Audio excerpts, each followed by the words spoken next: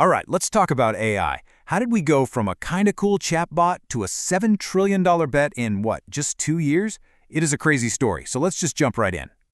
Okay, so let's start with what might be the craziest part of this whole thing. That quote, it's about OpenAI's ChatGPT.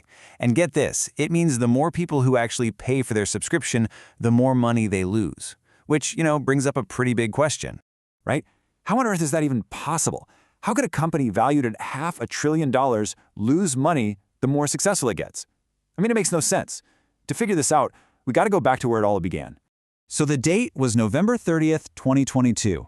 This little research lab, you might have heard of them, called OpenAI, drops a tool called ChatGPT. And just like that, boom, the world was never the same.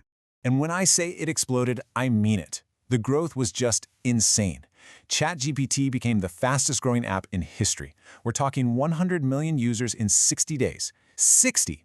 Just to give you some perspective, it took Instagram 2.5 years to get there. Facebook, a whopping 4.5 years. So yeah, this wasn't just growth, it was a wildfire.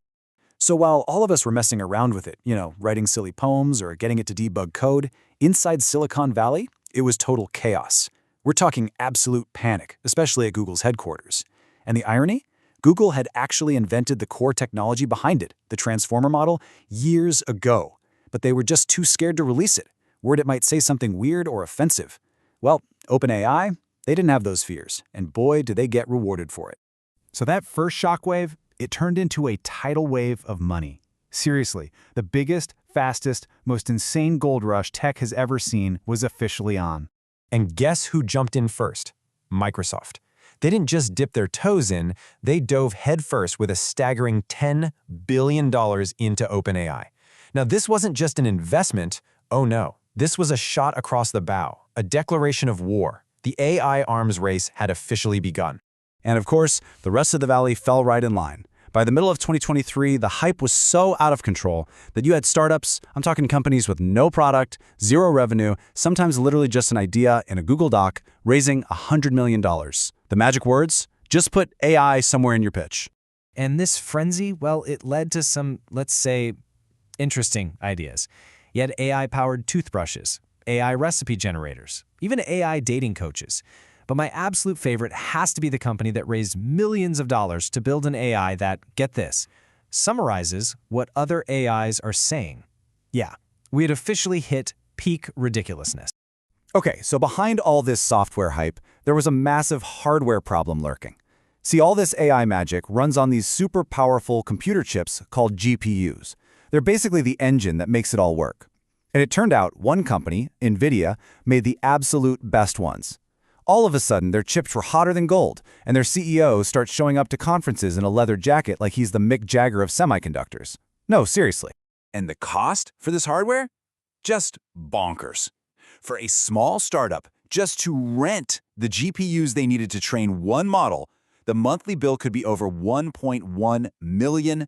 I have to repeat that. That's not to buy them. That's just the monthly rent for the computing power. The costs were through the roof. But hey, the party kept going.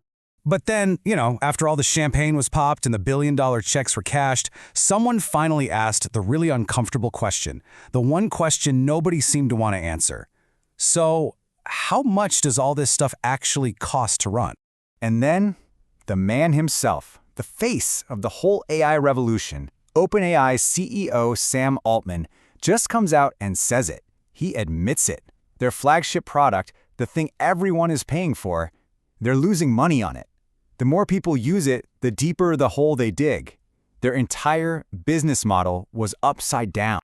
So you've got to be wondering, how does a company worth almost $90 billion decide how to price its main product? Well, apparently they tried out two prices, $20 and $42, and just picked the one people complained about less. I'm not kidding. There was no deep financial analysis, no cost-benefit breakdown. The entire pricing strategy, as the slide says, was basically just vibes. And if you look at the actual numbers, they tell the whole story. In 2024, OpenAI pulled in a very impressive $3.7 billion in revenue. That's a lot of money.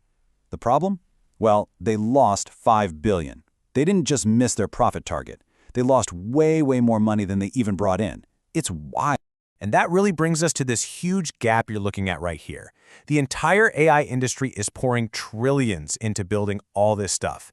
Now, to make that investment make sense, the industry needs to be bringing in about $2 trillion in revenue by 2030. And where are we right now? $200 billion. That is a 10 times gap they need to close in just a handful of years. A huge, huge mountain to climb. Okay, so as if the money situation wasn't terrifying enough, the tech itself started to get, well, a little glitchy. The perfect, all-knowing AI from all the cool demos started to bump up against the messy, complicated real world. So these AIs started hallucinating, which is really just a fancy tech way of saying they were making stuff up. Completely. We had one AI telling people to put glue on their pizza. Another one was citing legal cases in court that just didn't exist. And then, oh boy, then came the lawsuits.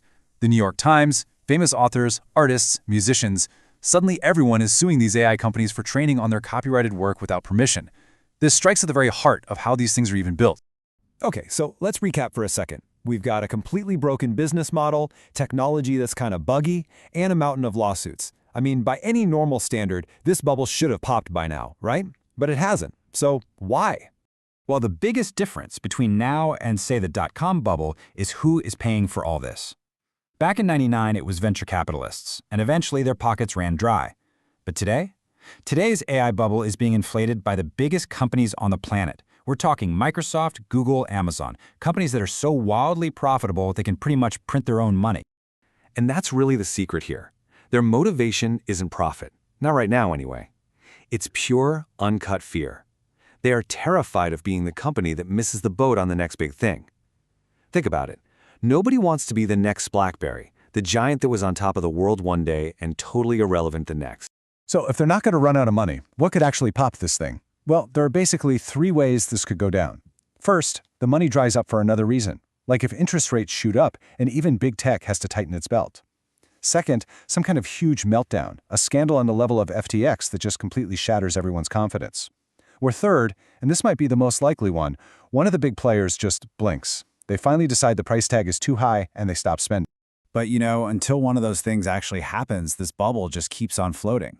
The amount of money being spent is just off the charts, the business model makes no sense, and the tension just keeps ratcheting up. As one analyst put it so perfectly, we're not at the explosion, we're at the inhale before the scream. And honestly, the biggest question in all of tech right now is, what happens next?